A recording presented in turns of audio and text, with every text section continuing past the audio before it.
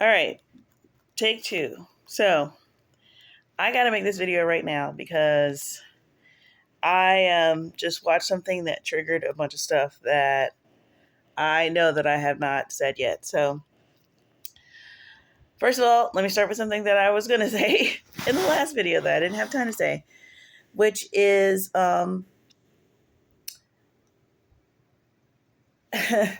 okay. So the other day I was thinking about the fact that we do not feel like, I'm pretty sure this is true of like 100% of people. No one finds it necessary that they have to one day answer to uh, the darkness. Like, I'm pretty sure everyone is thinking about their mortality, um, and whether they have convinced themselves that there's not an actual figure, human like person that they have to answer to. Everyone is expecting a judgment of some kind. They're expecting a reconciling, a reckoning of the things that they've done here on earth. And they do not, no one is scared of the darkness in that sense. Everyone knows that they're going to have to answer to the light. You're going to have to answer to the light about both all of the good that you did, but particularly all the bad that you did. No one is scared that they're going to have to answer to darkness about all of the good that they did. And it's something that we easily overlook because it's something that is, you know, it's a given, and no one questions it. And so it's not, when we all are in unison about something, it doesn't really get any examination. So no one is going to feel like they need to answer to darkness. Like, what was all that good that you did? Why did you do all that good? And like getting all like you can't even imagine it. Oh, well, I don't know. I felt really bad for that person, so I thought I'd do something good for him. Like, you can't even see that. You can't even see that. And you might go, well, what does that even mean? Like, I will let you process that at your own pace if you don't see like what that means. If that means nothing to you, then what conversation are we even going to have? Okay, so that's out of the way. All right, now I just watched a short from a lady who was giving a TED Talk. And she was talking about how she's written this book about shame and how to process the shame and tell your story and do all of this stuff. And um, obviously her audience is other women who have gone through things and X, Y, and Z. Well, the short was particularly talking about the part of her TED Talk, which is making me want to watch her whole TED Talk, where a man comes up to her at one of her book signings and says, why have you done any research on men? And she said, no, because, I don't really write about men. And he said, well, that's convenient. He said, because if you wrote about men, then you would see like how this is like impossible for us to do. And basically, I mean, I don't know how verbatim his speech was, but he was basically saying, um, he said something like, I would rather die. He said something like, I don't know if he said that he would or that people would rather see him die um, on top of his, white horse than fall off. And he said, and he was like, and don't say it's the men and the culture and the coaches and the this and the that, because, the women in my house, because he had like daughters and a wife who was there for her signing. He was like, the women in my house are the hardest on me. And I was sitting there and I was thinking about that. And I was like, what can we do about this? What can we do about this? Because he's right, probably. Like when he said it, I wasn't like, what? No, I was like, yeah, he's probably right about that. He's probably right about that. Like I can see scenarios in which men could tell other men more than they can tell women. But that's about a lot of like hot mess situations. But then there's some things that they can't tell anybody. And I think we are a little bit better. We have a little bit better support system, even if it's only a couple of people. And he said something else like, we'll get the crap beat out of us, you know, um, and I see that, and I was thinking about that, but then I was like, but you know what though, like men and women are kind of, yeah, we might do a little bit better with that support system, but that's also because when it all comes down to it, like um, the culture that the only real culture that exists that gives you a place for that stuff is Christianity.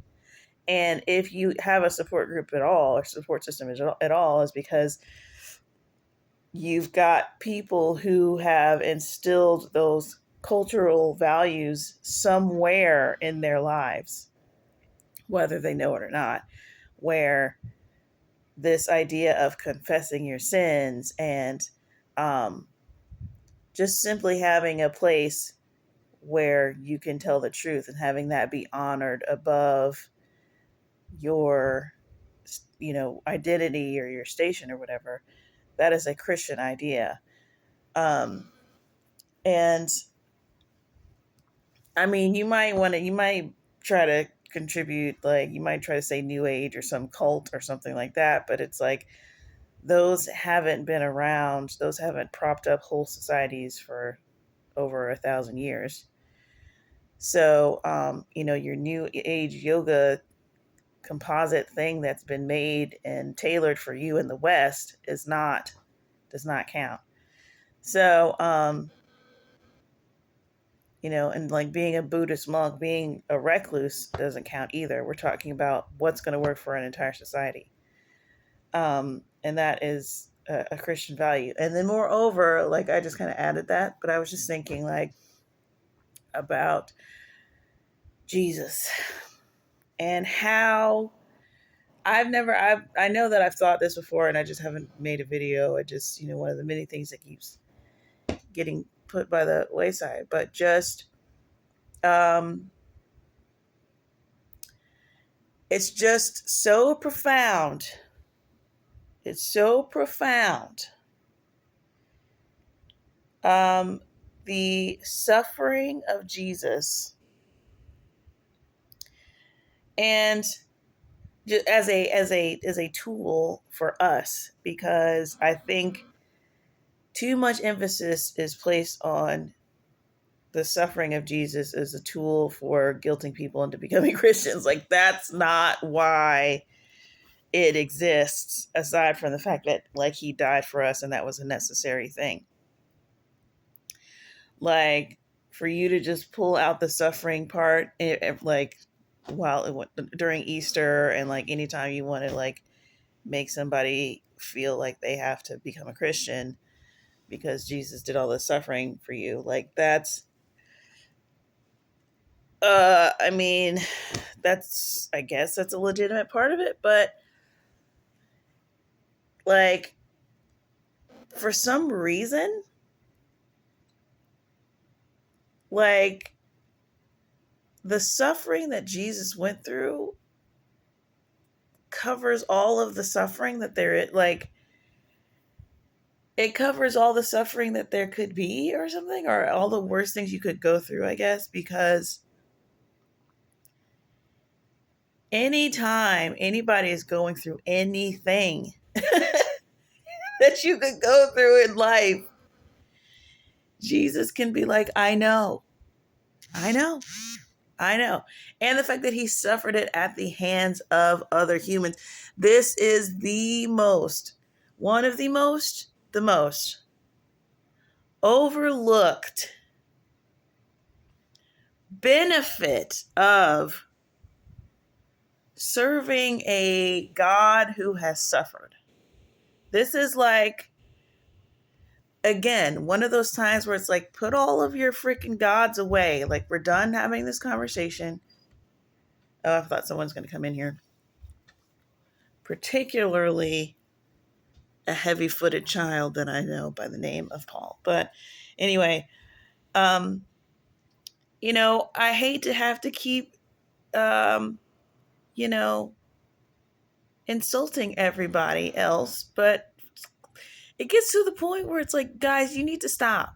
You need to stop. Like, no, we're not going to cater to all the different. And then here's the other thing that I was going to say. This is not, well, let me finish my whole point here because I got something to tell y'all that I realized the other day. And I hope I don't forget it. Okay, so Jesus' suffering is just the most amazing thing.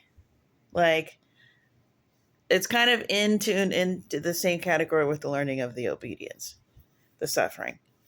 They're like, it's like one closely behind the number one is number two, because that is the number one thing you're going to keep going through in your life until this thing is over. And while people do not understand the point of the bad things happening and all of this stuff, Jesus' suffering is the tangible evidence that God has a reason for it and a plan for it, and that it is meant to have more value than just the thing itself, and that he plans to perfect it, because he literally did that entire process with himself. Like, oh my God. You guys, Jesus is God. Like, Jesus is God. Even if he wasn't God and he was just a guy that God used, that Jesus is the way, Christianity is the way. Like, there's so much in the message of his existence, his suffering. And then, like, my whole point, like what like got me to that was this conversation, because I was like, this is why men need Jesus, specifically him, because it's like the way that he can touch these places in our lives. We go, yeah, but, well, yeah, but, well, yeah, but. It's like, listen, I'm sorry, did you say something about shame? Did you say something about humiliation? Because your man's was the best man that ever existed, and he was naked on a cross, had the ability to save himself. His father was saying, no, don't, no.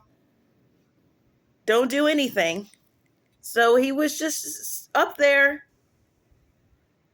just naked, while people were saying, well, hello, you can't even save yourself, and laughing about it. Like, we have never been in a situation where we had the ability to do better and we just didn't for the sake of someone else. Like, what are we talking about?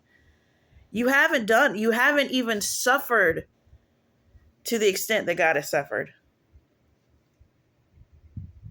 Like, he's even exceptional and perfect in his suffering. Like, you can't even catch up to him in suffering. So he is your superior in all ways, including the bad ways, like, I just, whatever.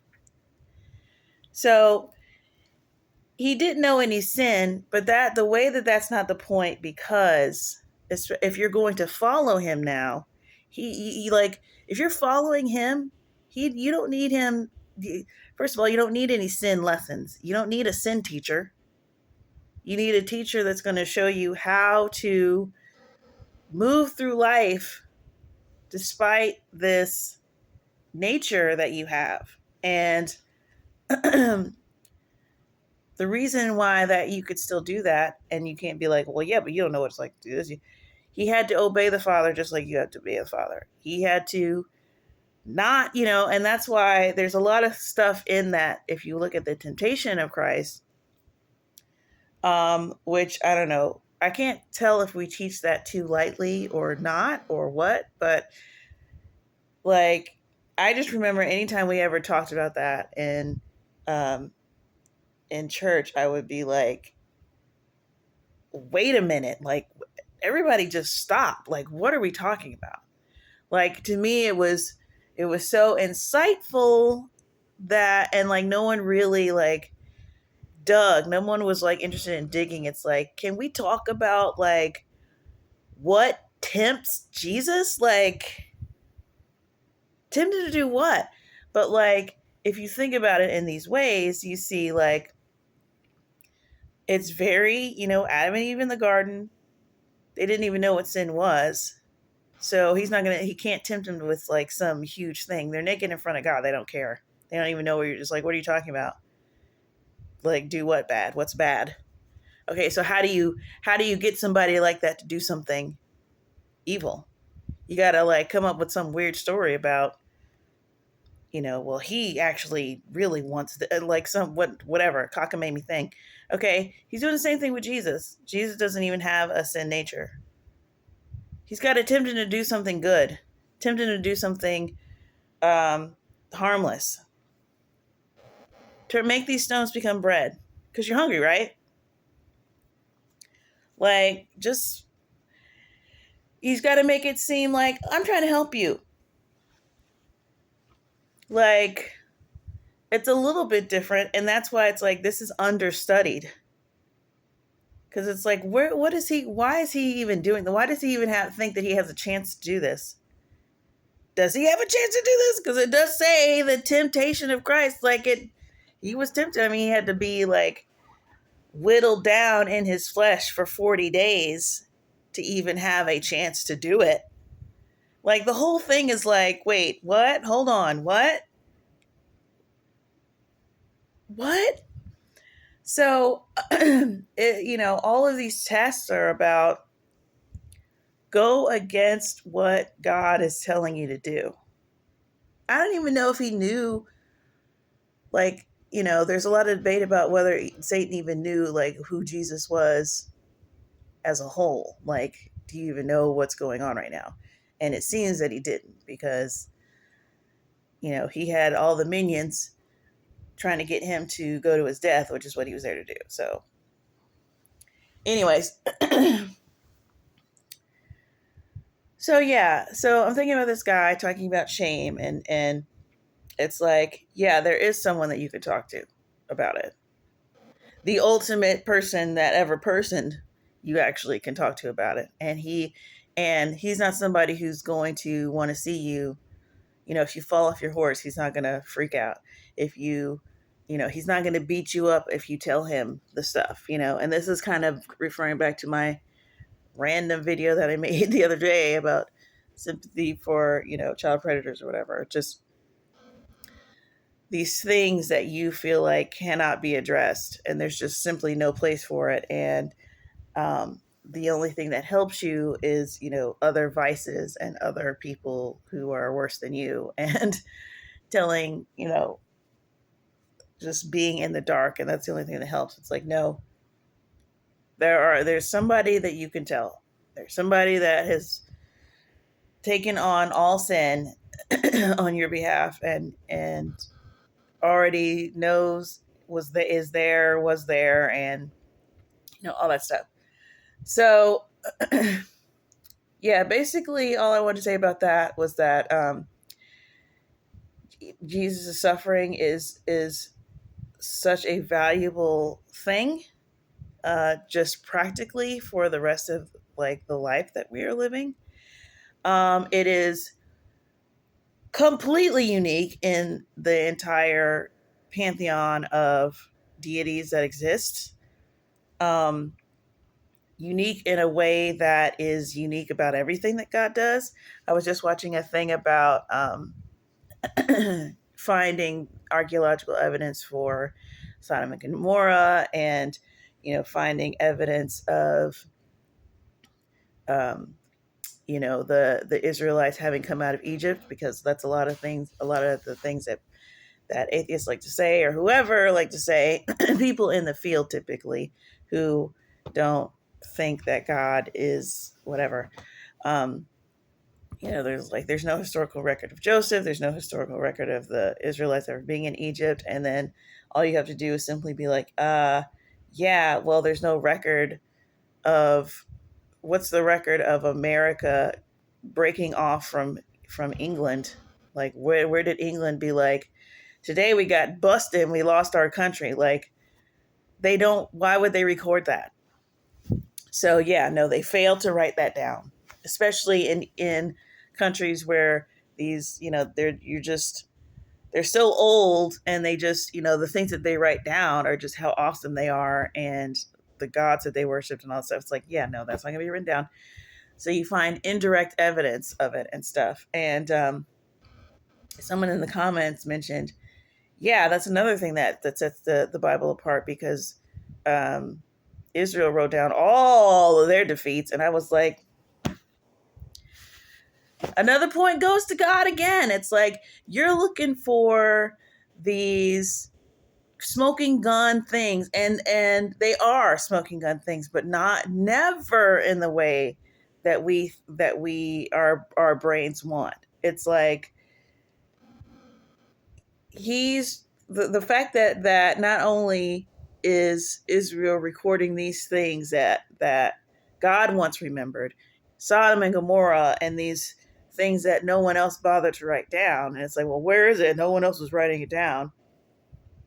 It's also recording the defeats, because the point is to show the track record of, this is what happens when you don't follow the Lord your God. So let's write down all of the times what happened when we didn't follow, but it inadvertently is leaving a reliable record of something.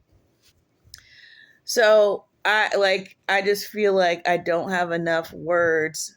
I'm just like, every time I'm on a treadmill of all of the things that I could possibly be saying about what I'm telling you right now, and how profound and deep it is, that suffering and defeat and all of these things are a pivotal part of the religion. Like, I need you to really think about that, let it sink into your brain, and then go find something similar. And like, it's always annoying, because when you find these unique things, and somebody really does try to go and like go through with a tweezer and find, I found this. But Yeah, I mean, we all live in the world where that it's getting pointed out at all is because it's rare. Like you could just, if you have to go and like find support for the opposite being true, then you're already disproving the counterpoint. So, anyways, I feel like that's about all I can really say about it. I can't really convey it more than I've conveyed it. Um, but let me see. Was there another point with that? Just how suffering's great. Oh, and then it's just like it's a useful tool for us. It points out the uniqueness of God, among all the other deities, and then also, yeah, no, I forgot what the last point was. So, anyways, let me tell you this thing that I thought about the other day. Um, and like I think I've talked about like all the other religions, and specifically when I was reading, going back through the Old Testament, which I just started Jeremiah last night. Um, and like wondering like why is the immorality and stuff, like why is it tied in with the religions? It's like that's where it's like you couldn't just be a prostitute, like not affiliated with a a religion. You had to be a temple prostitute. Like, was there just a plain old prostitute, like you just were in work for yourself or whatever? um and maybe there were, but it was just like, what's the linkage between those two? And then I was listening to someone's testimony, and they were talking about being raised. I think she was like in Haitian or some Caribbean culture where, um, her like they were Jehovah's Witness, but like culturally they did these festivals every year, and they were pagan like festivals. And so she had to like, she didn't really go into detail of what it was, but you kind of got the gist. And something had to do with like a parade, and like you got other people involved. I don't know, it's kind of like similar to Mardi Gras, something like that. And I was like, oh, okay, so it's kind of like my this is my theory. I don't know if this is true, but it just kind of like, I just goes like, I think I pinpointed it, what's going on. Like, this is not something they would put in the book anyway and tell people what it is. But it's like, it's let's say hypothetically that the devil is in charge of all the other religions that exist, which I think people just have a problem being like, well, what? It's like, yeah, because you need variety, and you need variety, so much variety that you can't, that when you set your heart to do all these other things and go out and see the world, which we all know what that means. Like, I just want to go out and live my life and see the world before I give my life to Christ. Okay, we all know what that means. He's going to make sure that smorgasbord is so long that it takes that you just spend your entire life doing that and you never get back to God. It can't just be 5 things. So it's got to be all of this stuff, all of the stuff to choose from. Oh my gosh, there's all this stuff out here. It's all literally the same thing over and over. But this one's yellow, and this one's blue, and that one's there, and this one's here, and that one's English, and that one's, it's like, stop. But some people they go, this is not doing anything. This is all the same thing. Like, what are we doing? Why are we doing this? Some people, they snap to their senses, and those tend to be the people of God. And then some people, maybe he uses that feedback to like make things more addictive, make things more whatever. Okay, so if we're talking about cultures older than time, basically, it's like this grooming that he does. It's like cultural grooming, where the culture is just the outside, the ceremony, the festival, the god, the worship is just the coding on the outside to get you to do the real thing that he needs you to do, which is sin against God, or do something to your own soul that makes it, that pierces it, that what do you call it? What does the Bible say about it? Sears your conscience or whatever. It's like, okay, so this is the part of the ceremony where we, we're gonna do the dance. It's about like fertility and bringing the crops in, but basically you got to spread your booty cheeks and, and put them in the face of your brother. It's like no one is stopping to say like, why are we doing that? Oh, it's hundreds of years old. Oh, it's cultural, whatever. And it's like, it's perfect though, because it works. Like, you can't go in and tell this like little tribe that's been doing this thing. And then it's like he always makes sure that he picks something that you're into. It's like, oh well, this is a part of the thing where we buy 50 lottery tickets and we scratch them. It's just, it's cultural. It's part of the thing. It's there's this old story about how old man lottery ticket, came into town and he, it's to commemorate. It's like, what? You're getting the whole town to gamble, is what it sounds like. And when you're a Christian, you can see it because if you're in your word, you got the spirit and you can see, again, it's like the house, like when the devil tells you, like, let's pull all the nails out of the wood that built your house. It's going to be great. It's whatever. It's like, that it's a dumb idea, like fundamentally. But if you wrap it in a nice thing and put it in a whatever, like people are just going to do it. Like, so we know, like, God has already told us, like, what things are fundamentally, like, not good. And, like, he never picks anything neutral. He never does any, like, the devil is never like, you know, it's always something that is anti what God wants us to do. And it's always this, like, weird thing between the two of them that he's got us doing. Like, it's so weird. But I was like, yeah, when you put it in a festival, when you put it in a thing, and then it just so happens to be like, it's like, oh, the everyone go up to the temple of prostitutes and worship the god of whatever all night. It's like, well, I got to show my religious, whatever. And now it's counted as righteousness.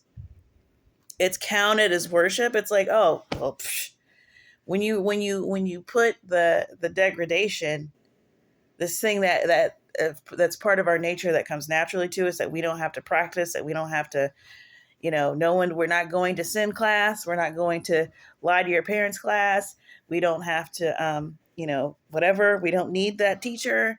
It just, it comes out of us. It's like you can get caught in this thing and you think, oh, well, this is life. It's like when you find out that you have a talent for insults, you're 8 years old or whatever, and you cutting everybody down, and like even the teachers are dying laughing, they got to go back, like now you're like, oh, this is what I'm meant to do.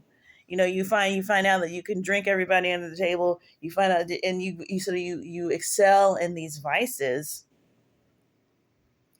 and you're getting positive feedback for it. Like, you're going down that path. Like, we'll see you later. We already know. Like, we're not going to see you for a while. Like, if you make it out, we don't know if you're going to make it out. And that's like the path that everybody gets set on. And it's like there's things in everyone's culture that's like set up to like put you on these paths as early as possible. That's why there's these weird cartoons, these weird rituals in school, these weird things that, oh, you have to kiss a boy behind whatever when you're freaking in second grade. As that's what it was when I was. Now I'm pretty sure it's like cut your hair and be a boy or whatever. So there's all of these things, and if you get positive feedback in that, it's like, that's not even you. You don't even feel fully comfortable doing it, but everybody's patting you on the back. You're getting more love than you've ever gotten in your life. Okay, now you're stuck that way. And then the Christians come and say, this is wrong. And you think the Christians are just all in your stuff and just like ruining your life. but it's like we're trying to, and we don't always do a best job, but I'm really tired of just having to say that. It's like, yeah, I don't know how do you deal with people who are literally have Stockholm syndrome and are kidding, like, what's the best, like, yeah, no, we're not all going to be like super great at doing that. So yeah, I was just basically thinking about that. It's like, okay, so it's like because he don't care. Like, yeah, I'm sure like there's fallen angels that want the worship, and just they're in so much trouble already, like they might as well just like you might as well go all the way with it now. I get all that, but um the point is not, well, this is part of our culture. It's like everything that happened to you is like God, the real God, sent you rain in your seasons, despite all of your worship and all of your hot mess stuff. This God that just cares about you going up to the temple is not doing nothing but ruining your life, or causing you to. And I think there's part of you that is like conscious that it is grooming, and so you learn grooming from it. Um, it's like this weird thing where everyone's in agreement. It's like DC. It's like whatever they're doing with the politics there, where they're literally, it gets to the point where they're doing so much stuff under the table, and they're doing so many things, and they learn this culture in Washington D.C. is what I'm talking about, where now if you sit in on a conversation, it literally doesn't even sound like they're saying English anymore.